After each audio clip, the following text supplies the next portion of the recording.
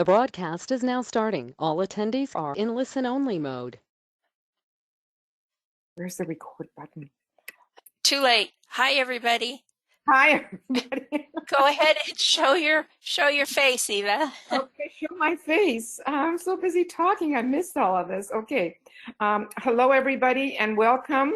There we go.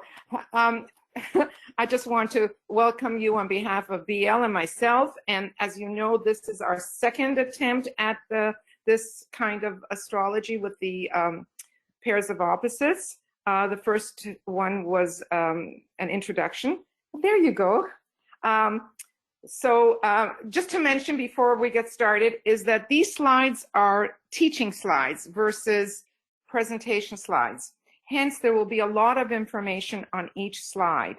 And that will be available if you're interested in the information, because we will move through that rather quickly. It'll be available on Makara or wherever else there is the link to be able to get into that. So it's going to be available for you in the future.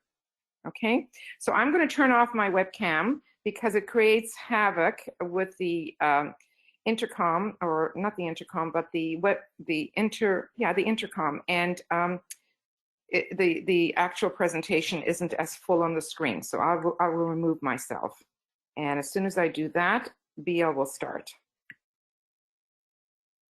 There we go. Okay. Hi, everybody. Okay, so this particular webinar, we're going to concentrate on Aries and Libra, and we're going to go into the format that we're going to do today will be the one that we will follow for all 6 of the astrological axes. Okay, so we want to look a little bit at Aries and how that's associated primarily with the first house. The sun ingresses into Aries 21 March and out 20 April. So that's the time period for the sun passing through that sign. Exoterically, the first house is about, let me see if I can.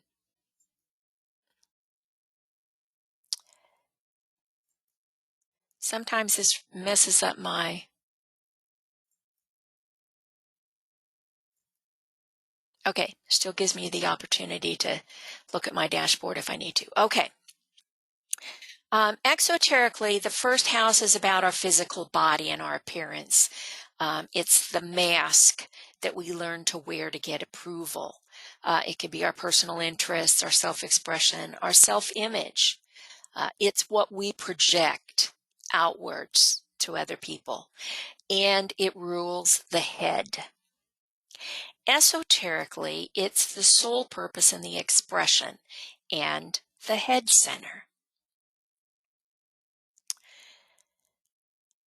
It symbolizes birth in the physical body. This is a new incarnation, and it represents the beginning of human experience.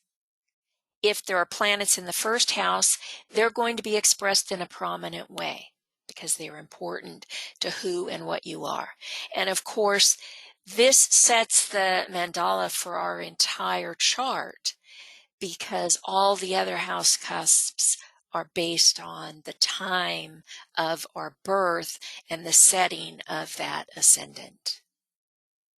As the little box here says, Aries rules the head, the brain, the eyes, the face, muscles, pineal gland. It's a fire element. Mars and Mercury are the rulers.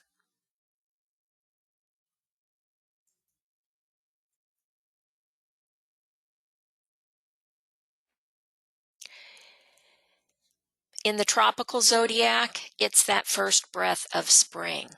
It's associated with new things, fresh energy, new beginnings. People are, they're active, they're dynamic, they're forceful, they're courageous, they're pioneering. They love to start things. They don't necessarily like to finish them, but they're always right there to start things.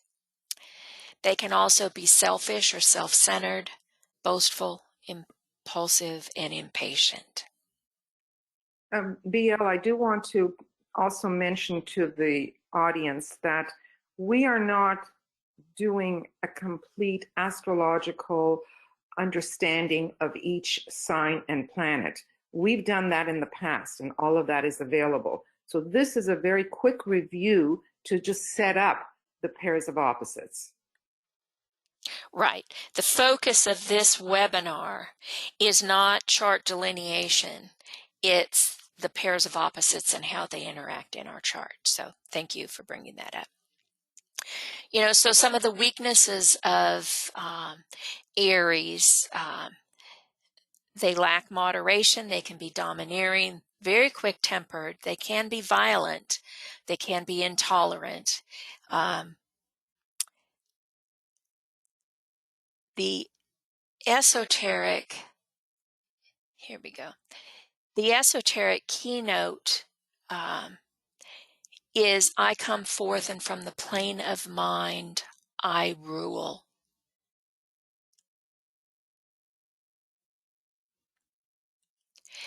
You know, they're warriors of this new frontier. They are born to initiate something new. It may require standing alone or remaining strong. They can be risk takers. They can demonstrate leadership.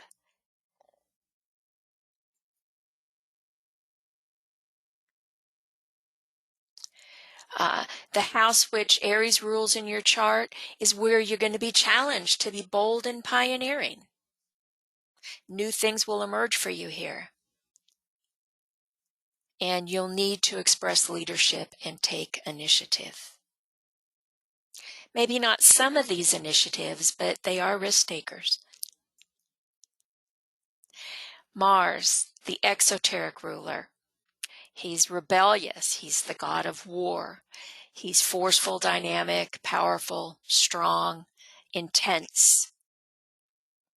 The arrow depicts a forward motion, an erect penis. It's the symbol of virility and procreation and related to sex. The key word for Mars is personal drive. This is a non-sacred planet. It rules the solar plexus and it's related to the sacral. It's associated with our passionate nature, red bloodstream.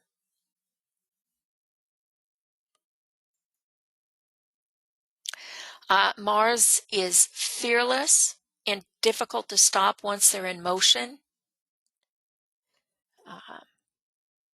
Passions are strong opinions and convictions. And that's where most of the little battles come in with friends and coworkers. As we can see here, it's going to react a little bit differently in the elements. In a fire sign, that is his sign, so he's going to operate through direct physical action. Mars, he needs to express the will and assertive power through concrete achievement. Requires patience and persistence, and that's not usually Mars's strong suit.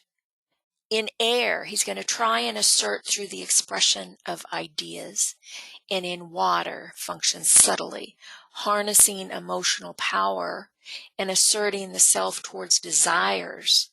May not be fully conscious in all cases. Can and will put a guilt trip on you. Can and will be indirect and subtle. Mercury, he's the messenger of the gods. He's associated with communications, with nervous transmission, thought transformation, leads to mental agility and the fluidity of the mind. Remember, I come forth from the plane of mind and I rule. That's the esoteric key phrase for Mercury. Mercury is a sacred planet. It's an illuminating principle that releases the mind. The person becomes conscious of the underlying soul in all things, in situations and people, and he reorients his attitude and thinking accordingly. The switch here is from Mars, doing for the sake of doing, to the mental control of the physical form for the work of the soul, with Mercury here. Mercury is the intuitive mind. It's that fourth ray Buddhic reflection, and it relates and harmonizes ideas with form. Mercury is often called the star of intuition, as well as the star of conflict. It forms a bridge between the personal self and the soul, that antakarana. It exerts a bridging influence, horizontally, vertically, or both, in the life of every individual.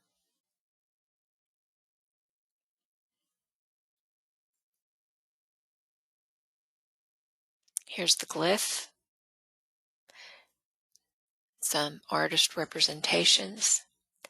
In the elements, Mercury and fire, direct, dynamic, indicates that one's thoughts are influenced by aspirations, hopes, and personal plans. In earth, the thoughts are influenced by practical need. Need to chew on it a little bit to make it all digestible. In air, his sign, or his element, he's quick, reveals his thoughts are relatively free and unfettered by emotional and practical needs, can be abstract, very much at home in the air, and speak well, and allowing for objectivity. You know, these are the talkers. You never can shut them up. Mercury in water. A mode of communication strongly influenced by the deepest yearnings and subconscious predispositions. This is kama manas, air and water.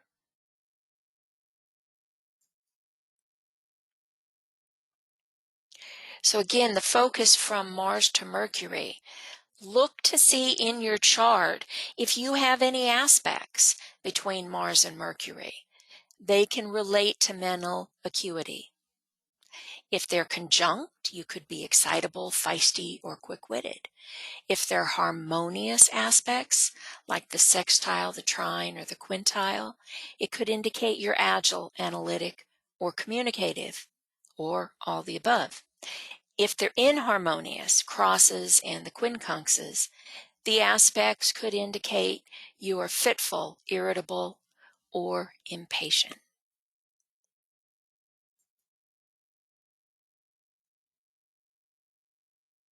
Okay, so this is where we're switching off, and I'll be doing Libra.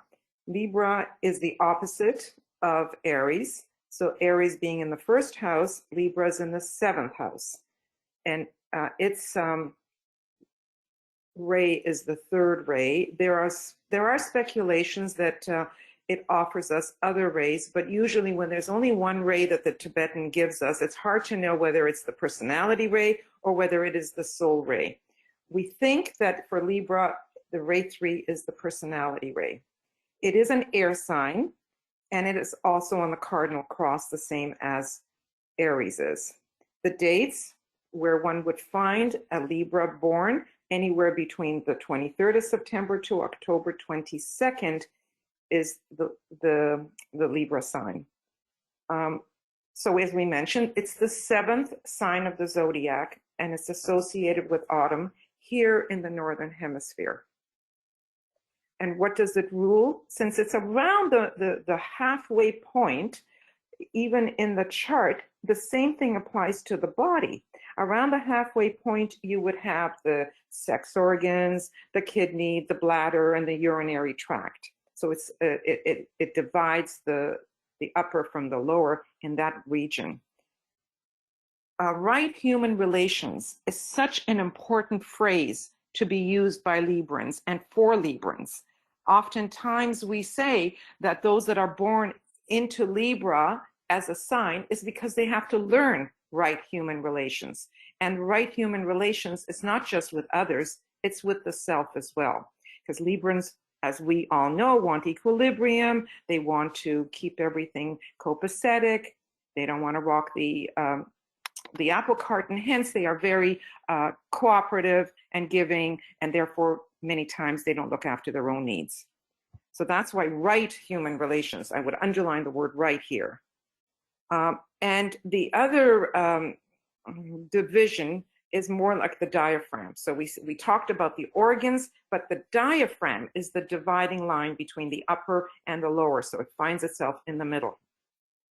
So the rulers, if we look at the little box on the side, traditionally we would look at Venus for the exoteric and Uranus for the esoteric. And we'll go into that a little bit deeper as we move along. There we go. The whole idea of balance is such an important function for Libra. Heart and mind.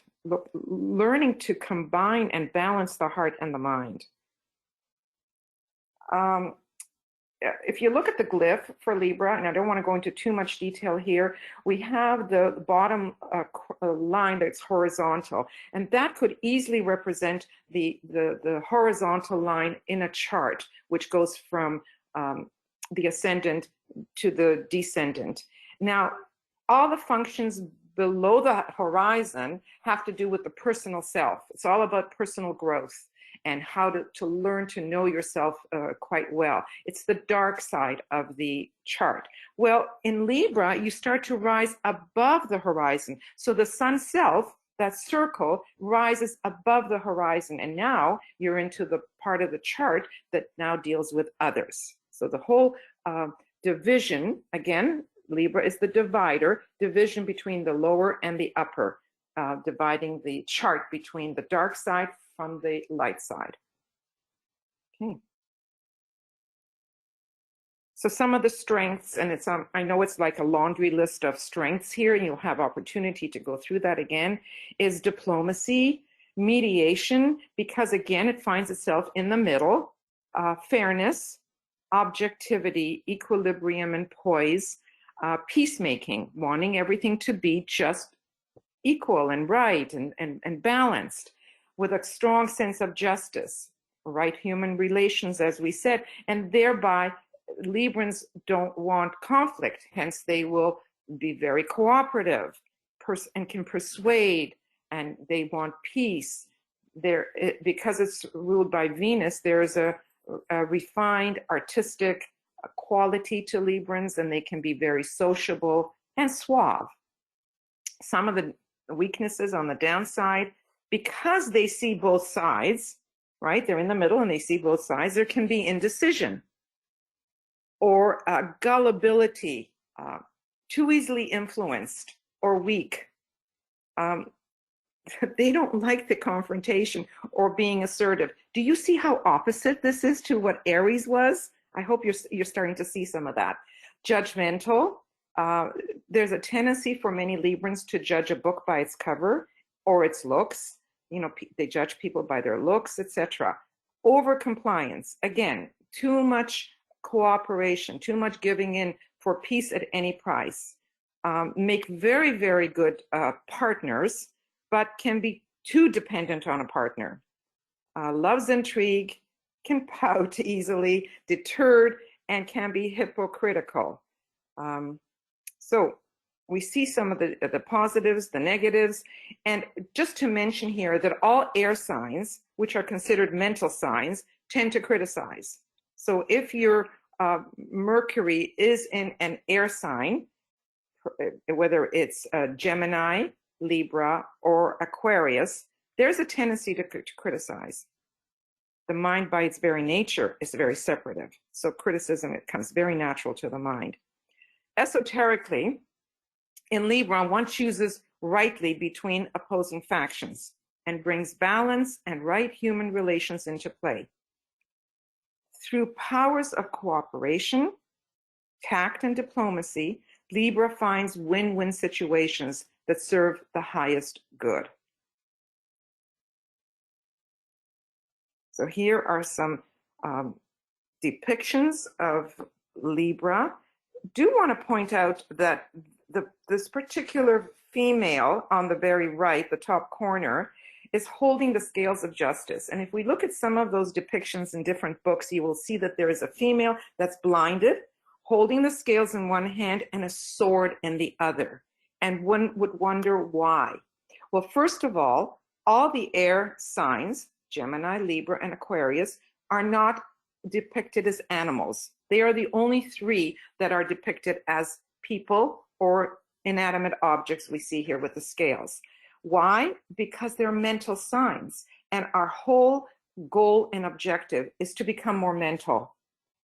Humanity en masse is very astrally or emotionally polarized, and the air signs show us that, it's not about being part of the instinctual animalistic nature, it's more into the mind. And the sword was there to, let me go back to blindness. Blindness is because you don't want to judge. You don't want to judge based on race, color, ethnicity. You want to be as fair as possible. So if you don't see, it doesn't influence. Also, the sword, at one time, it was, punishment was very quick. And we know that way back in Egyptian times, one of the gods would weigh the heart against a feather. And if it weighed more than the feather, you could easily be put to death by the sword. So that's why that whole glyph, or rather not glyph, but symbol, is very, very important in understanding Libra. So the house word rules is where you are challenged to establish right relations, to find harmony and balance where you may have to make difficult decisions or choices. So we see all these Libran qualities here: right human relations, harmony, decisions, because you see both sides, and choices. What are you going to choose? And many times Librans find themselves as a mediator. So we see this man in the middle here between the two fighting, opposing people. Okay. The exoteric ruler is Venus, which is a sacred planet. It's about our values and our appreciations and how we discern. It is related to the mental and aesthetic faculties. It is love, wisdom, union of the heart and mind. And we saw that earlier on that teeter-totter. We saw the heart, we saw the mind, the brain. So it's a union. That's what Venus wants to do. It wants to combine the two, because the fifth ray is the esoteric, or rather the soul ruler of Venus. The second ray is the exoteric, or the more commonly known ray for Venus. And we know that the second ray is love, wisdom. It is about love and who we love and what we love. And the fifth ray is about the mind. So we want to combine the two here through Venus, the heart and the mind. In undeveloped man, Venus is instinctual mind or affection, which is known as brotherly love in embryo. So Venus is about love. It's about magnetism. It's about appreciation and loving intelligence. It is the love of beautiful and seeing that which is beautiful in all things. And that quality brings about refinement, and esoterically, it brings about wisdom. What is wisdom? Wisdom is love applied intelligently, or intelligent love is what I call wisdom. So we had in Aries, we had the male symbol in sex, and in Venus, we have the female symbol for sex. Well, we could go into the opposites here of Scorpio and Taurus, because Taurus is also ruled by Venus. But the point here is that Venus represents the female sex objective symbol. Okay. So this is Venus de Milo, and this is, I did not know this many years ago, but I hence found out that Venus is attributed with bringing bees, and here we have all the bees flying around, into the world. This is from a mythical perspective. So it's associated with bees. We know that she came out of the foam, out of a shell in the sea, and there's a lot of mythology associated with Venus. To the soul, Venus represents the opportunity to beautify the lower self, both in the mind and in the emotions. Because of its beauty and its fifth-ray mind, it is about refined thought or refined mind, an aspect of beauty in the mind and, of course, in the form. Venus relates to all that has been through the refiner's fire of the personal life. It is related to the mental and aesthetic faculties of the soul, which extract quality from the lower personal life. So it will pull out from our everyday life that which is on the beautiful side of things in the mind. It harvests soul essence from all experiences. It represents the fashion in which the soul beautifies the lower self. Does that make sense to you all? It beautifies the lower self being the personality. So Venus tends to want to make the personality more loving, more beautiful in its expression. So Venus, much like Mercury for Aries, is involved with the Buddhic plane, the plane of pure reason or pure love.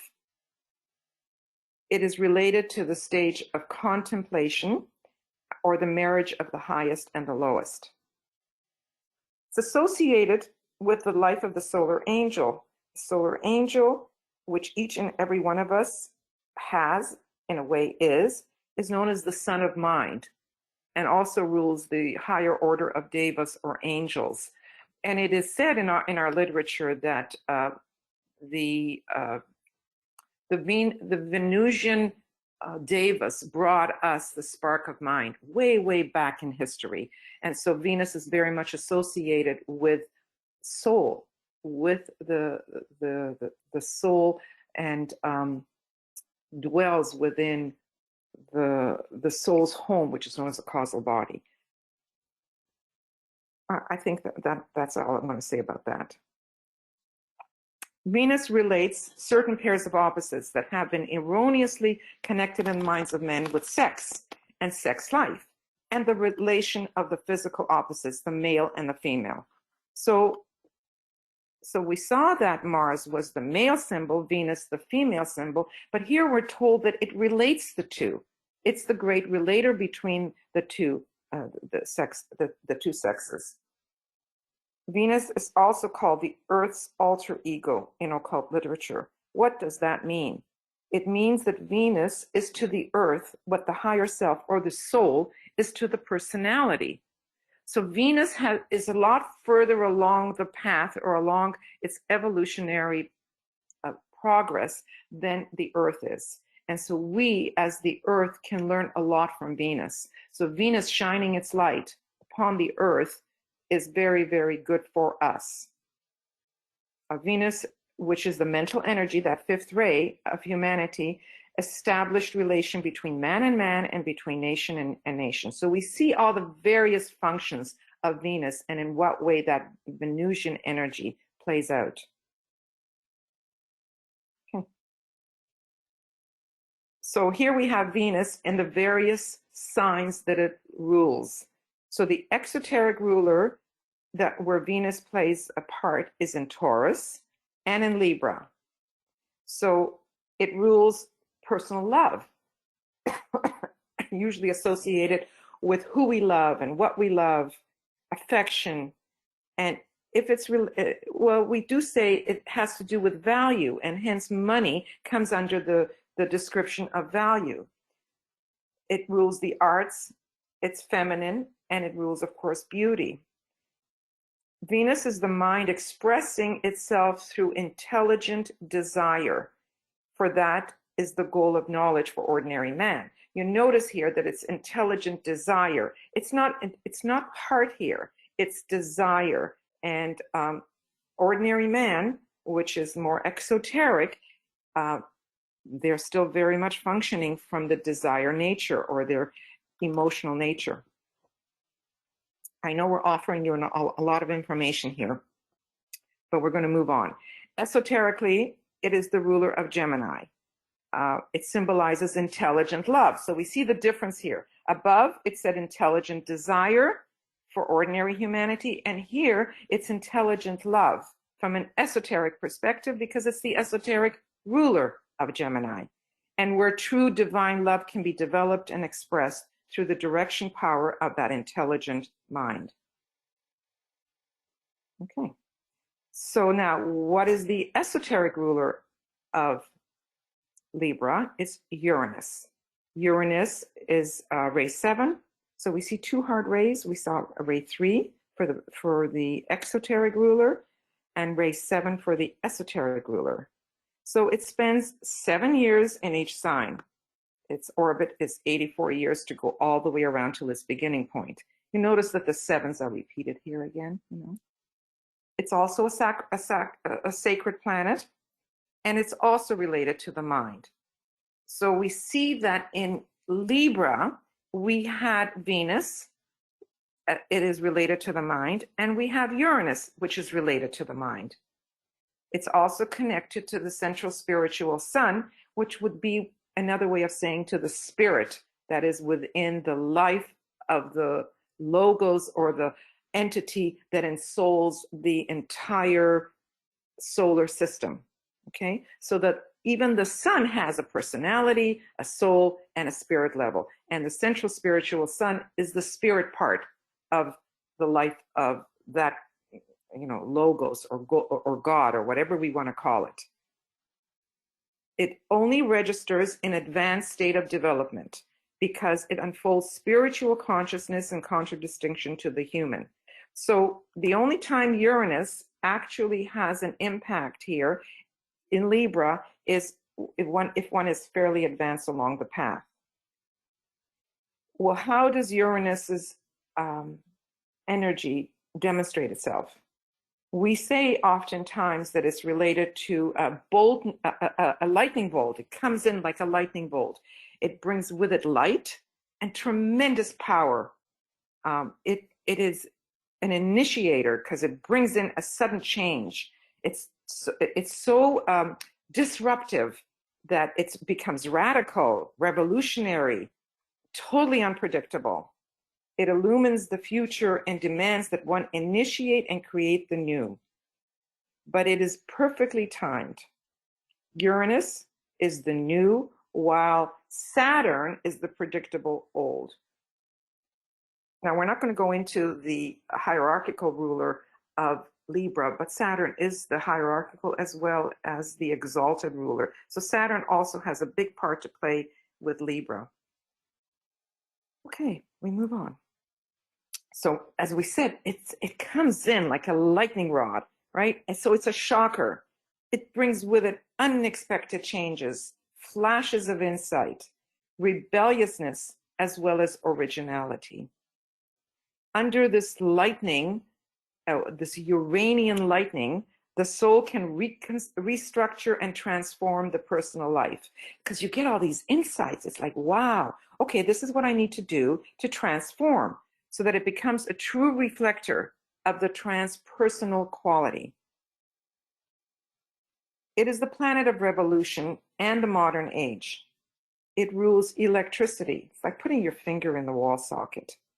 It rules technology, computers, and we see all of this right now very much in our faces. Computers, sciences, and everything on the cutting edge. So it's the planet of eccentricity, genius, inventiveness, and everything that happens out of the blue.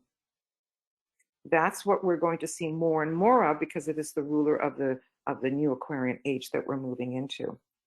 It brings brilliant, intuitive ideas from the higher mind to reveal everything in a startling new perspective. How? By shattering and reforming and breaking apart that which was there before. So all the structures get shattered. I mean, just think of the lightning bolt hitting a tree, how it absolutely breaks that tree apart. It shatters it. But when the lightning came down, it was very illuminative. If you saw it at night, it would bring a flash of light. So it initiates something new. It carries with it the 7th ray, as we said, but also the 1st ray, the power of the 1st ray, and many times the destructive quality of the 1st ray. and the Uranian urge is to want to better conditions. Okay. So here is its glyph. And I think Uranus, if I'm looking at Saturn with the rings around it, I guess the next planet would be Uranus, the one all in blue. So its orbit is 84 years as it goes around the sun. And it is a sacred planet, as we said. Okay. So as we have already mentioned, it's unpredictable. It makes you odd. It makes you eccentric, and you're deviating from the norm. Example, I put down heavy metal here, like the music. That's not the norm. Maybe now it is. It is the battle between the new, the unpredictable, and the old, which is predictable, which is Saturn. So you have always Uranus and Saturn. Think in mythology, one of them ate the other, and it becomes very, very intricate, the two together. Okay, to the soul. How does Uranus look to the soul? It represents the opportunity to make all things new. It brings in the crisis of the burning ground. What do we mean by the burning ground? This is the crisis that people live in order to move forward. And then when you get it, after you've been engulfed by this crisis and you get it, you're somewhat enlightened, aren't you? It is abrupt and it destroys what is not the ideal pattern or archetype. It also gives the power to shatter confining structures within the lower self so that the soul can restructure and transform the personal life. Again, the lower self being the personality, any aspect of the personality, the physical, the emotional, the mental. The task of Uranus is to awaken and evoke intuitive response. It's like taking someone by the shoulder and really, really shaking them up. That's Uranus's effect. You want to shake them up so that they can, get it. And that's what Uranus is all about. It wakes us up. Even if you don't plan it, it'll just wake you up. It's totally unpredictable. Thank you. So what's the transition in Libra from Venus to Uranus? What's going to look like? So if you have aspects between Venus and Uranus in your chart, they can relate to free expression of feelings. If they're conjoined, right together, almost as one, you could be exotic, freedom-loving, and unconventional. Harmonious aspects, as has been said, are sextile, trine, and quintile, could indicate you are bewitching, enchanting, and exceptional. Inharmonious crosses or quincunx could indicate you are amoral, erratic, or queer. Now, all of these qualities or characteristics, a better word, are only some. It doesn't mean that just because you have inharmonious aspects that you display these qualities. This is just a microscopic view of some of the possibilities. Okay. All right, we change. Yep, we change partners. This is like doing the square dance. Do-si-do. Okay, that was just the preliminary, the leading up to the heart of our presentation here, okay? So, cultivating balance in relationships. That is what we're going to be talking about here. Creating new ways to be in relationships while still maintaining our individuality. So Aries and Libra are on the cardinal cross. One sign is part of the Ray 3 triangle with Cancer and Capricorn, and the other is the Ray 7 triangle, also with Cancer and Capricorn. The cardinal cross, exoterically, can be forceful, initiating, important, has will, drive, action, ambition. But as I said earlier, it may lack follow-through. Esoterically, it expresses that directed, soul-controlled activity. I hope you, yes.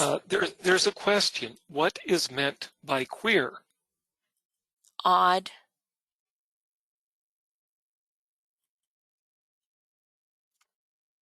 Did you get that?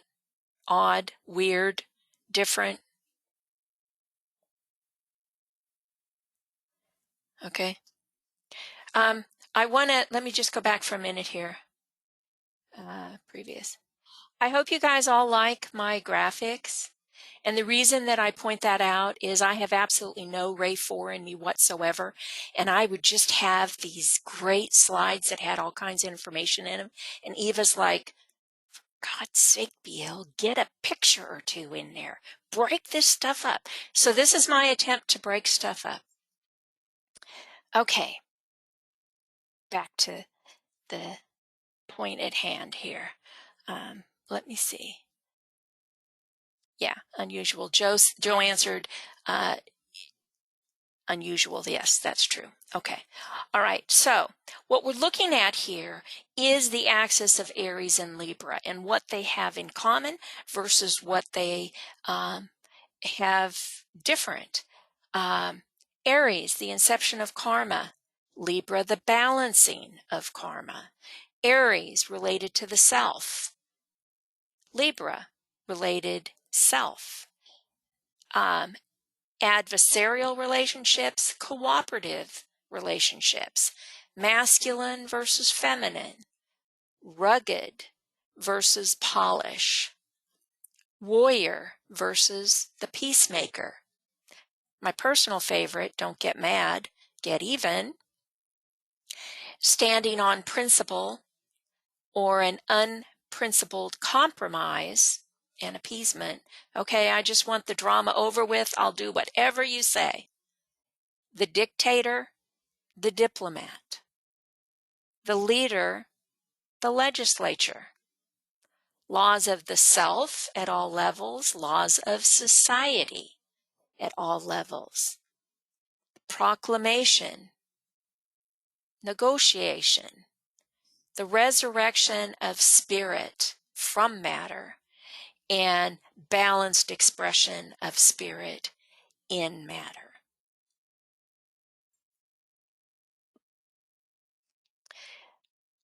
There's this great book, Astrology, the Divine Science by Marcia Moore and Mark Douglas. It's an older book. It's a terrific book. It makes a great paperweight. I mean, that sucker's huge. And although it mostly describes ordinary astrology, it does touch on the higher impulses and some esoteric facets of astrology. It's a great book for beginners and the seasoned astrologer as well. You know, this is so important to all of us because we battle that personality expression with our soul. So it helps to have a grounding in both the exoteric as well as the esoteric so we can recognize and understand the competing energies that we have. So we're going to start with some exoteric information about the Aries-Libra axis. Aries can be fiery, and if that force is improperly controlled and it's very headstrong and impulsive, it can actually unbalance the Libra. The boisterous activity of Aries upsets that delicately wrought arrangement that Libra is trying to go for. And it can provoke a slap back from the Libran if necessary. I mean, they're pushovers for the most part, but they can stand up for themselves when they need to. The Arian, who demands absolute liberty for himself, can disregard the wishes of others, and he soon finds that he has rejected all meaningful relationships. Libra is the preeminent sign of relationships, so the Arian needs to learn from that, or he's going to find himself with nothing left to be free for. The Libran compulsion to be conventionally correct can amount to self-betrayal and denial of spontaneity, which the Arian can actually teach the Libran. So there's a lot of give and take from both sides of this same coin. This is aggression versus harmony. The warrior must learn from the peacemaker, yet the appeasing for the sake of peace Libran needs to learn to stand on principle, like the Aryan does. Okay, I think we've got another question here. Let's look and see. Oh, thank you. Josephine loves my pictures. I appreciate that. So does Eva. Okay. The way that they define it in astrology, the divine science, is exoterically deficient action. In other words, overdoing it or not doing it enough. The deficiency of the Aryan incentive or of the Libran social consciousness, they unbalance the scales. If the Martian self-assertiveness is lacking, then we might also see an imbalance in the Venusian creativity that could be too stifled by convention. One or the other could be deficient, overemphasizing the other, or both could be lacking in some way. Some form of unbalance. Similarly, indifference to the feelings and needs of others can lead to lethargy and non-accomplishment. The Libran can be very sensitive to slights. If feelings are ruffled, he may refuse to budge. This fear of disapproval accounts for us sitting on the fence when the Aryan would just kick it down. Both signs can swing erratically back and forth between extremes of vivacity and lethargy.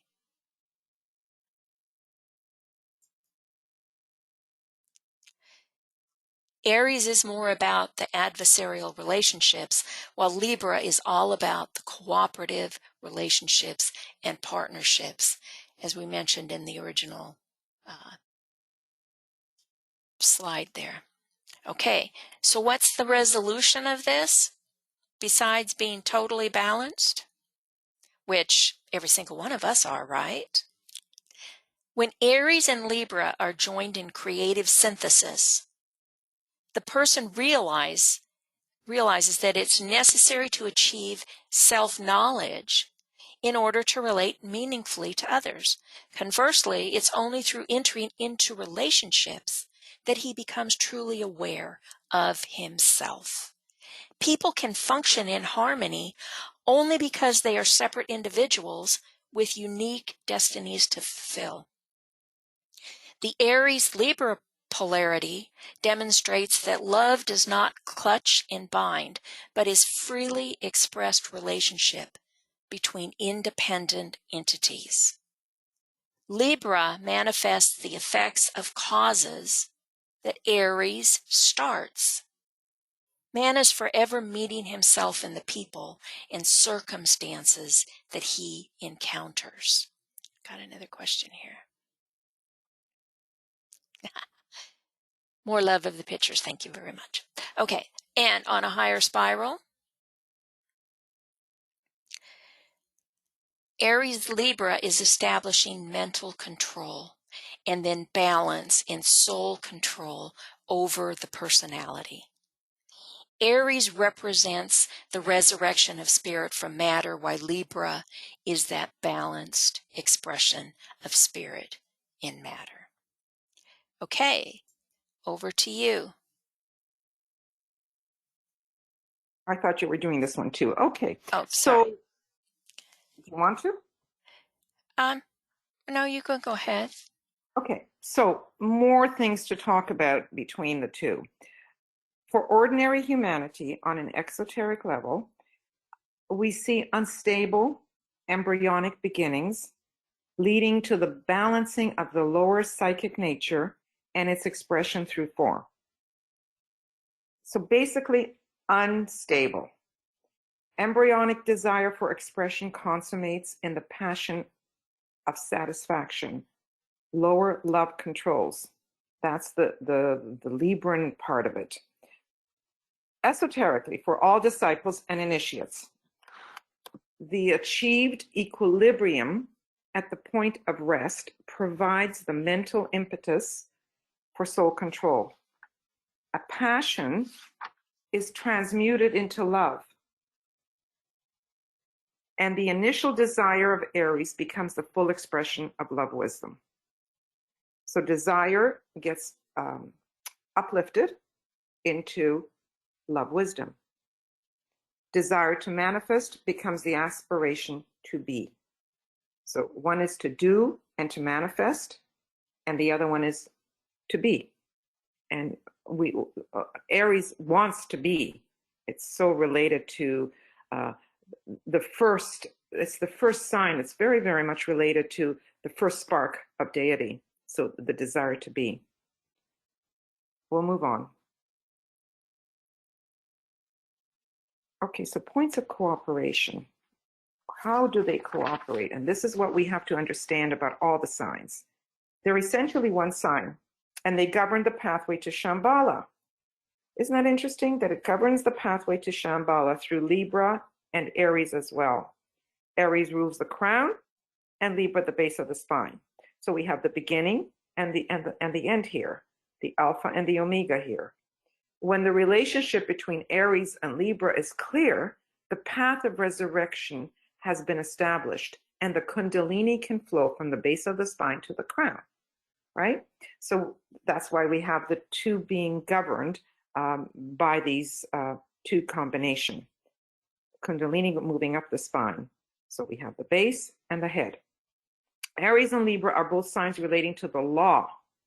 Aries governs the law of selfhood, because ultimately the one self is the law unto itself, while Libra governs the law which originates as a result of the social contract.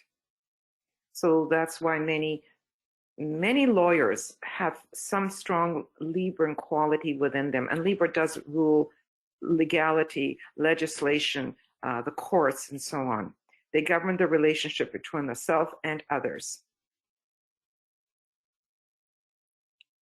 Again, we'll continue with more points of cooperation. They're both, as we have said earlier, found upon the cardinal cross, and they govern initiative. That's what the cardinal cross is known for. Aries governs individualistic, self-related initiative, while Libra governs the social initiatives. They're both, again, conveying hard line rays. Libra is ray 3, while Aries is ray 1 and ray 7.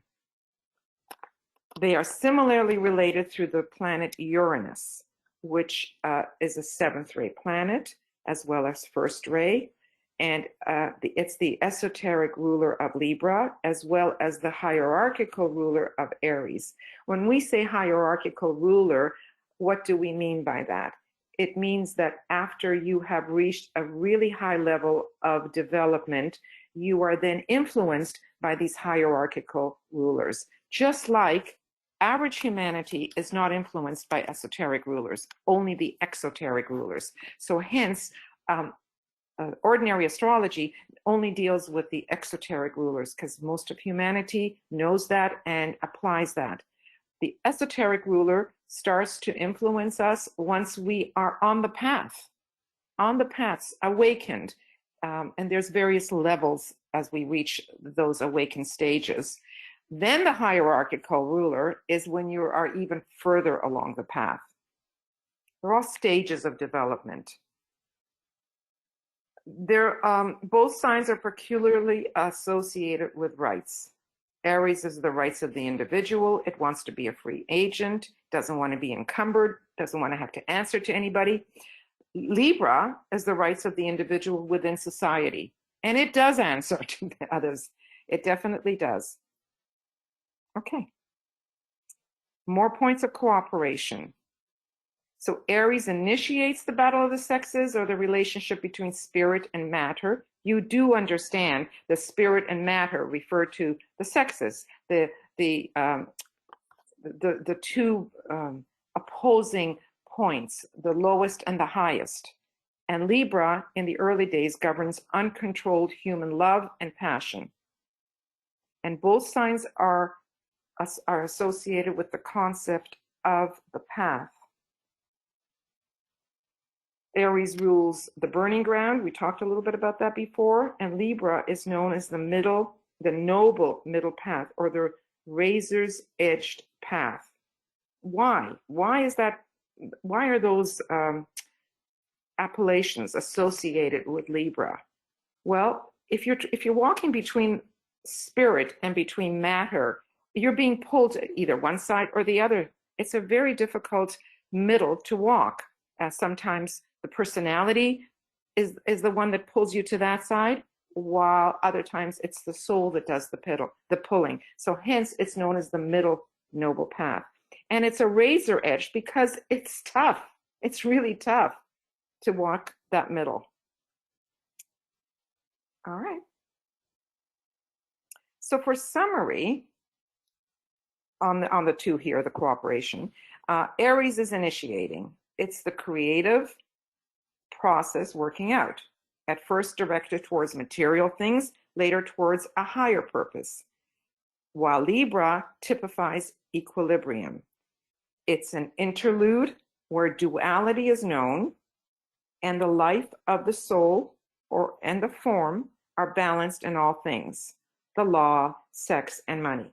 That's a high level, to be balanced in all things. Remember, we said it's the middle path, but you know, there's a tendency to get pulled from either side. But that's the goal. Aries is the will to create, establishing mental control. And Libra is about achieving a continued balance through mental control. Why would both of them be mental? You know, because we think of Aries, we think of fire. We think of Libra, we think of air. Fire is passion, it's exuberance, it's excitement. Libra is air, it's the mind, it's the thinking process. So in what way are they continually balancing through mental control? Well, the esoteric ruler of Aries is Mercury, and Mercury is the planet of the mind, whereas Libra is ruled by two, well, even three, but two planets that have to do with the mind. So the mental balance is associated with both. The axis between the two needs to be balanced and recognized as having a joint purpose of establishing balance. Mental control again, and then soul control over the personality. So they form a dynamic axis that eventually needs the balancing, as all axes do, and then recognized as the same line with a joint purpose of establishing that balance, of establishing that mental control, and then soul control over the personality. So we see how much mind and how much mentality comes into this balance that they're supposed to create with each other. So here is a very good quote. It comes from Esoteric Astrology, and it says, Libra is a sign of balancing, of careful weighing of values, that's Venus, and of achieving the right equilibrium between the pairs of opposites. It might be regarded as the sign in which the first real vision of the path appears, and of the goal towards which the disciple must ultimately direct his steps. The path is a narrow, razor-edged path which runs between the pairs of opposites, and which, if it is to be safely trodden, requires the development of a sense of values and the power to rightly use the balancing, analytical faculty of the mind. So that's a mouthful, but there you go. So the Tibetan is constantly pointing out to us the importance of the full moon time. You all might know by now that it's a special alignment between the sun, the moon, and the earth. That it's almost as if a door has suddenly opened up wide. Through that door, the energies of the sun, moon axis and their signs can be contacted with greater facility, enabling humanity to approach the planetary hierarchy in a manner that is not available at other times. Do we all know what the planetary hierarchy is? Those are the ones that have already achieved, where the masters would dwell, and where those that guide our planetary lives, including all lives, from the mineral, animal, vegetable, animal, and human, all lives. This observation of the full moon approach leads to a relationship being established between what the Christ and the Buddha have done in the spiritually inclined people everywhere, as well as the new group of world servers. And it makes us very responsive to that hierarchical impression during the full moon time. Do we know what the new group of world servers are?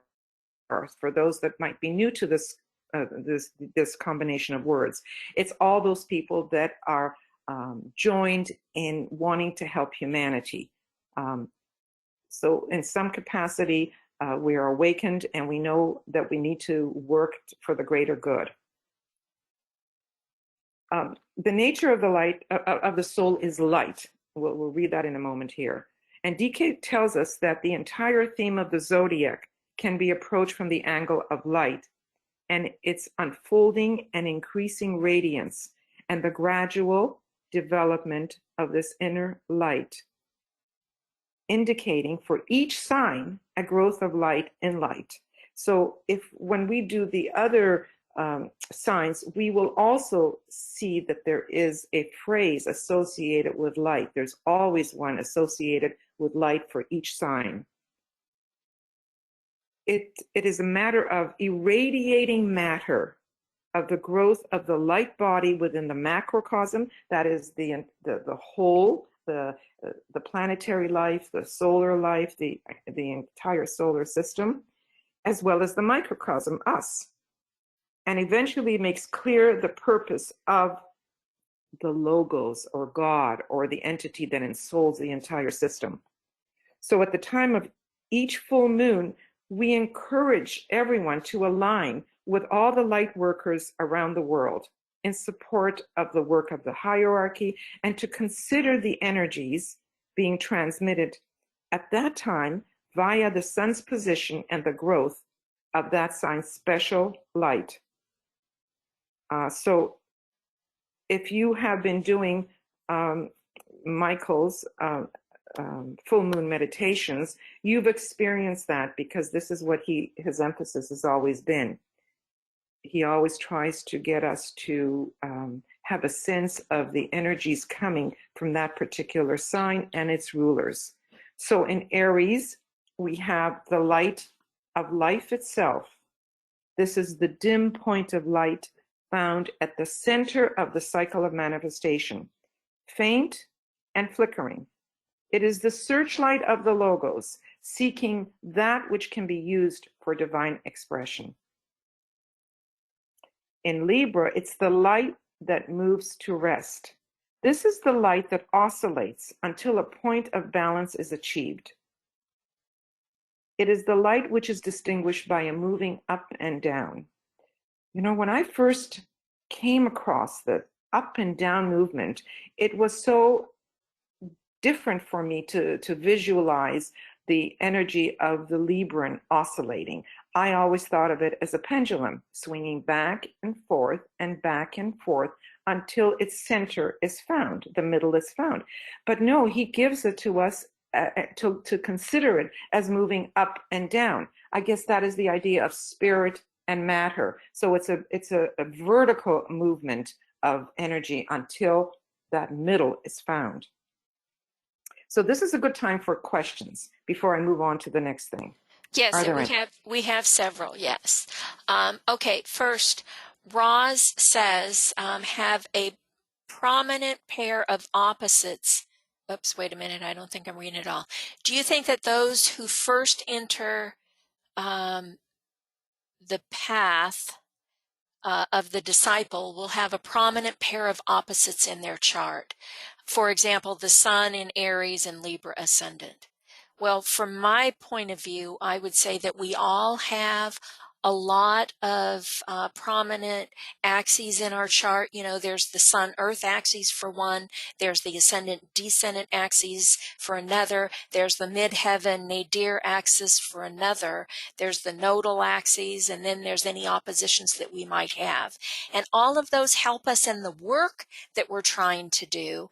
But we also know from what DK has told us that our natal chart can't define what our status is as a disciple or not, that we must intuit that within ourself, and then we look to the other clues within our natal chart. Do you have anything that you would like to add to that, Eva? I don't think that any particular opposites define where we're at on the path. I think, BL, you said that very well. It doesn't matter. What I do want to point out, though, is if we look at the evolutionary trip that we take, wherever we started as a human being, not necessarily in this incarnation, we tend to think of it as starting in life and being birthed in Aries, even though we're told that humanity en masse was born in Cancer. But the whole idea of the evolution is Aries and then Taurus and so on. There's a reason why it progresses in that way. It's to learn the various functions, and it does go in a sequential way if you really study the zodiac in that way. Does that make sense? Does that make sense there? I hope so. Yeah, you did. Okay, now we have a couple of more. Christine says, Man's Supersensory Powers by Hodgson. Assurances of Happiness in Love, the Pairs of Opposites. It's page 181 in that book, in his book. Yes, there's a lot of good information about the pairs of opposites in a number of astrological books. So thank you very much, Christine, for pointing out that one as well. And then, DK talks about it. I mean, if you look in the back, the master index, and look up the pairs of opposites and see how many times that sucker is used, it's used a number of times in a number of books. I know, I got a compilation on it and I looked through it all when we were getting this ready. Okay, Suzanne, could you address the condition of having the Aries-Libra axis on more than one house axis due to intercepted houses? Yes. Okay, we don't want to get too much into intercepted houses and signs appearing on more than one cusp, because we've done that in our other two webinars. But suffice it to say that yes, it does in fact happen. And I think the explanation that I got about intercepted houses actually came from Eva, and it was a really good one. I liked it. Planets in an intercepted house are like they're locked in a closet until some transit comes through and triggers, unlocks it. Okay, so that's what's happening where no sign, or where a sign is not on any house. And what that does is it forces it forces some other sign to have to be on two cusps. And so the first cusp where it appears will be the primary focus of that axis, and then the second one will have like a secondary role. But yes, the influences will be important over two houses. I hope that answers that for you a little bit, Suzanne. And I don't know if you want to add something to that, Eva. But like I said, we talked about that in great detail in our two previous webinar series that are out there. Recordings are available, so we're not really going to discuss it right now. Mm-hmm. Any other questions coming up? Yep, we have one more. Is honey a gift brought to the earth from Venus? Well, if we think of the bees, why wouldn't honey work with that? Because honey is sweet, and so Venus is supposed to be so sweet and beautiful, right? By its very nature. Yep. Okay, I think that's all we see in the way of questions right now, so let's move on Okay. to the final part. Okay. So here is my chart. And normally we would not get this personal, but I thought that this was a very good opportunity to talk a little bit about the axes here. For those of you who know how to read a chart, you will see that at the bottom of the chart there, I have close to 5 planets in Libra. So not only is the sun, can you show that BL at the bottom here? So not only is my sun in Libra, but I have Neptune, I have Jupiter, a lot of Libra. I have Chiron, and I have Mercury in Libra. So I am very Libran, just in case you're wondering, you know. And a lot of the qualities that were talked about for Libran really apply to me. So as you can see, I really don't have any planets opposite Libra in Aries. The only thing that's there is the Earth, but the Earth is always opposite your sun sign. It's always opposite there. So it's not in a particular combination that I'm going to talk about, but it's always opposite. But I have no other of our personal and even extra transpersonal planets there. Now, growing up, I used to find it very hard to say no. Shortly after I was married, I couldn't say no to a salesman coming to the door. I never did buy the encyclopedia, but I did buy the vacuum cleaner. And even then, I realized I had to learn to be a little bit more forceful, a little bit more, you know, have a little bit more oomph behind me. So when I started with Michael, and we started off with our esoteric psychology classes, one of the exercises that we all had to work with and learn is that we offered to the world and to everybody a gift, something that we are very comfortable in giving. It's a quality that we have within us. Of course, I offered equilibrium for the longest time, and then I offered balance. Surprise. And then what is it that we wanted to cultivate? And I started to work on will. I needed to cultivate more will. Little did I realize that I was cultivating the very thing that was opposite all my Libra stuff. So for years and years, I cultivated, I thought about it, I need to bring more will into my life, I need to bring more will. That will eventually became, I cultivated spiritual will. So in the 90s, we were all doing our PhD, and a fellow student of mine, who is himself an Aries, said to me, you know, Eva, I really like your energies, but I think you need to be a little bit more daring.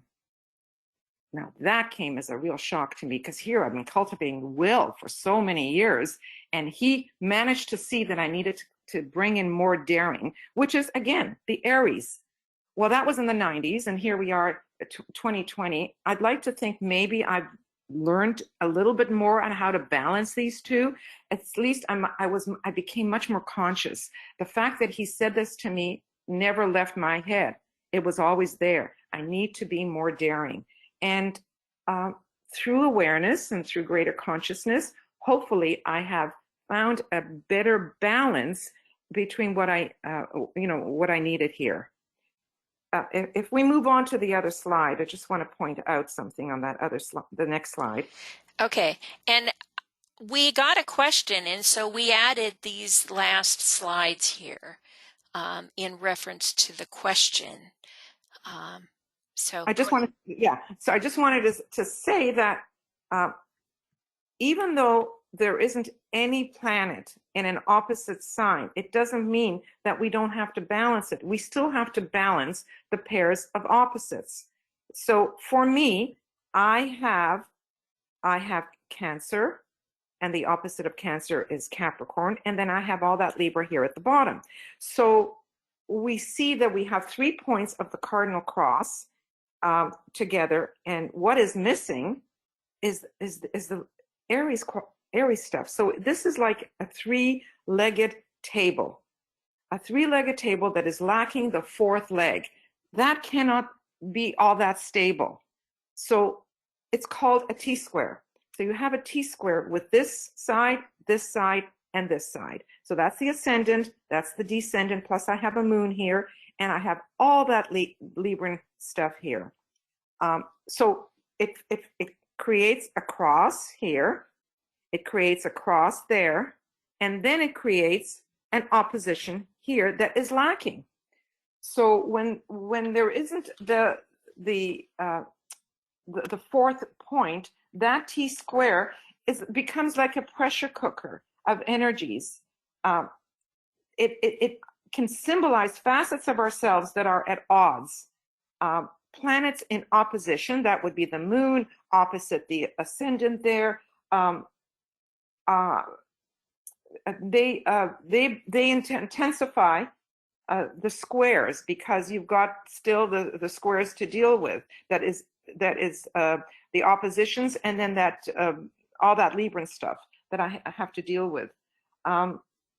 So it intensifies the effects of the contributing two sides, which would be the Capricorn and the Cancer.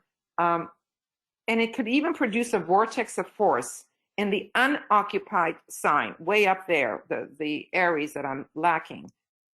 It can be difficult, but full of accomplishment. Whenever you have squares, it's not easy. That's what we kind of know about squares. They create challenges, they create opportunities, they create a little bit of friction. And these frictions, if they're worked through, create tremendous accomplishment. If all you have are easy aspects, you can become a little lazy, because things are easy. When things are hard, you can't be lazy. Can't be lazy. The only time that it becomes a grand cross, in other words, that the opposite, which I'm lacking, would come into effect, is if something transits in Aries, and therefore it would affect any of my Libran stuff. Then that Aries quality would stand out. So if let's say right now I believe Uranus in the heavens is in Aries, so it would be passing through Aries, and it would be affecting all of my Libran stuff. So that Aries quality would be very it would be very easy for me to actually use it. I hope I'm making sense there. Yeah, Go on. I want to point out, these are not the angles of your chart, so this isn't a cross. I'm sorry. I must have been in a hurry when I was putting that little one there together. But anyway, the point is, as Eva has been discussing, that when we're looking at opposites, when we're looking at an axes, which I mentioned earlier, we have a number of them in our chart to begin with, we are going to find this dynamic, and we're going to find it often. We're going to find the T-square, where we have that missing point. And remember, the moon goes through the whole chart every month. The sun and its contingency, Venus, Mercury, Vulcan, they go through there once a year. Mars will go through once every 2 years. Jupiter will go through once every 12 years. It's constantly being hit by something, and it can be hit by some of the shakers and movers, those outer planets, depending on where they are. So from different times, we're going to have the full cross, and it's going to stimulate us tremendously, depending on what planet it is that's going through, and whether it's, a minute or a year because Pluto camped out there or whatever. But we all are going to find these kinds of dynamics in our chart, whether it's the Sun-Earth axes, or the ascendant-descendant axes, or the moon node axes. They're all, as Eva said, these are our greatest lessons when we have them. And when we successfully work our way through them. And part of it, a key part of it, is all about what we're talking about here. Recognizing the two sides of the opposite and balancing that, and then balancing the other part of it, so that in a cross, if it was a cross, involved the real chart angles and not what I've got here, it's all about balancing this axis and balancing this axis and learning to work from the hub of the cross. Actually, learning to balance all 6 axes and work from the hub of the entire chart, so that we're not at any of the extremes. And as we need the energy, we pick the energy because we're in control of our energy system.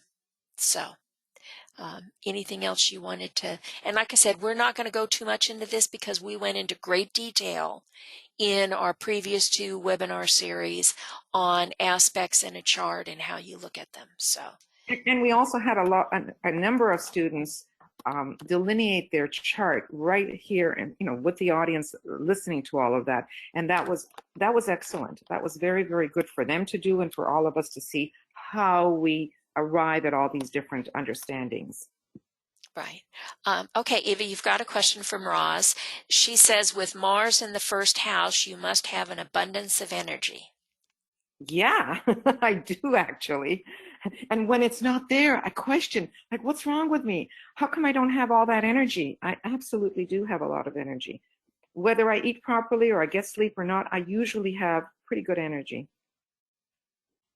Now, you can see here, for those that can see, it's a wide square of Mars and even Saturn squaring my Mercury, and everything that it said there about Mars squaring Mercury does not apply to me.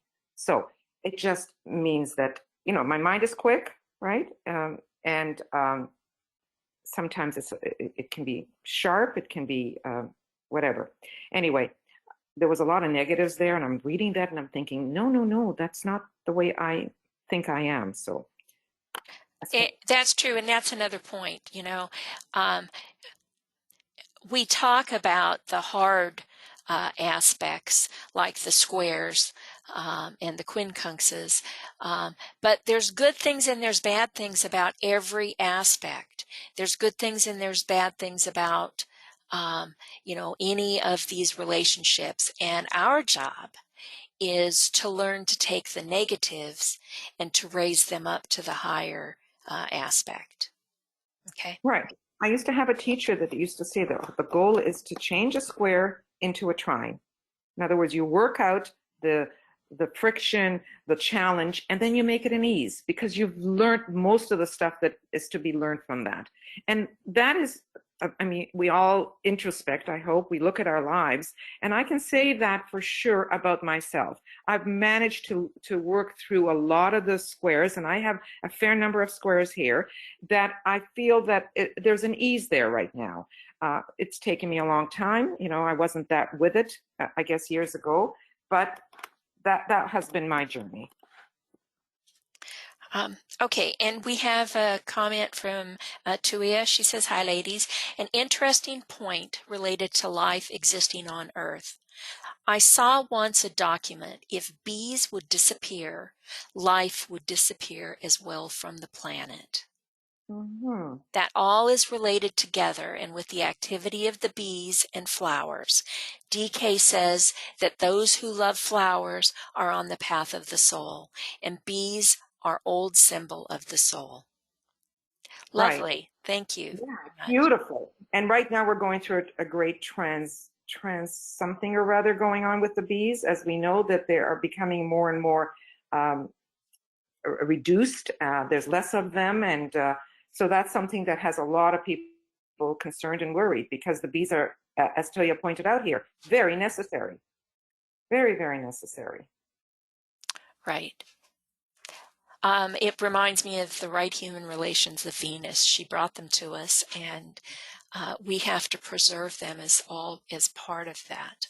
Mm-hmm. So, okay, Suzanne says, I like to think that when the static crosses, the oppositions, are balanced, and the fulcrum, the center, is found, the cross can transform into a more moving energy, almost like an open chakra. Yes, that's true. We're looking at it from a two-dimensional standpoint, but it really isn't that at all. You're right. That's a really good way to look at it. Thank you, Suzanne. Mm-hmm. Okay, are there any other questions? No hands, no further questions.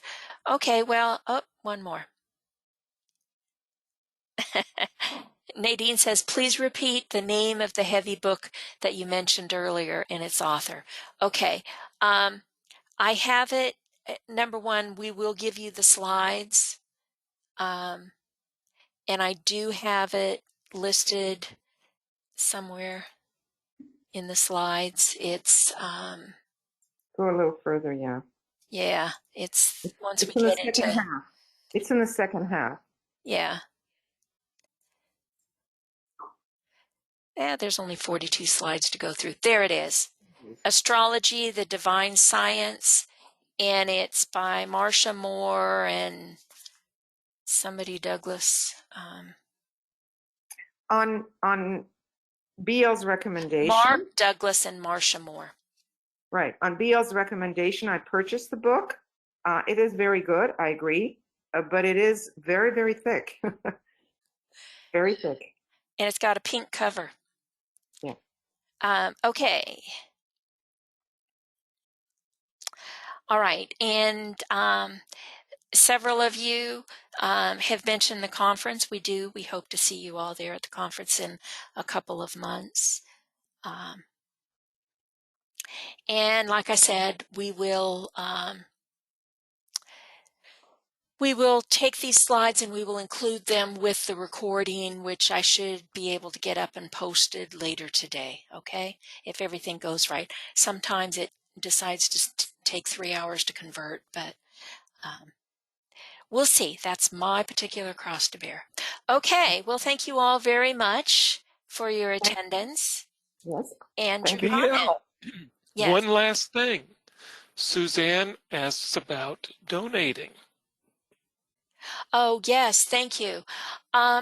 If you go to, here, let me do it on this.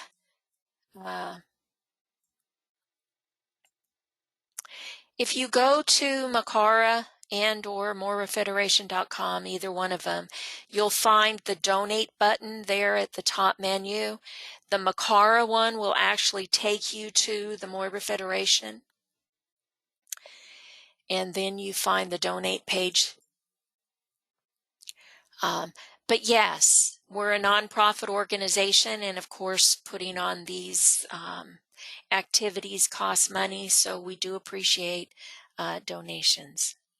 Actually, we're part of a group right now that is trying to find funding for both Moria Federation, Makara, the conference, because it's very needed right now, and so anything anyone can do would be greatly appreciated. Okay, and there's a couple of questions that I'm going to answer privately. Sarah, I'll come back to you privately, okay? All right, thank you, everybody, and good night, good morning, good day, wherever you are. Okay, thank you.